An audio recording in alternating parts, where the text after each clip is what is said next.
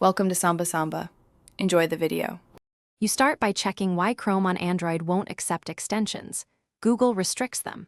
Once done, install a Chromium-based alternative like Kiwi or Yandex because they include desktop extension support. Make sure to enable install from unknown sources only if you need an APK, and use Play Protect exceptions sparingly. You should also update the browser and Android for compatibility. This reduces errors later. Now that prerequisites are handled, move directly to adding an extension from the store, or by side-loading, you will install the extension next.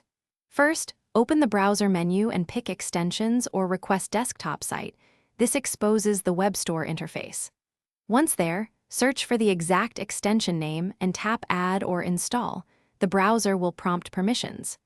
If the store option is blocked, download the CRX from a trusted source and use the browser's extension page to load the file manually. Make sure to confirm permissions and watch for missing features that rely on desktop APIs.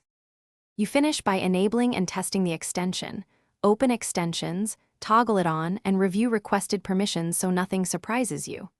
Then load a page where the extension should act and verify key functions. If it fails, clear cache, restart the browser, and retest.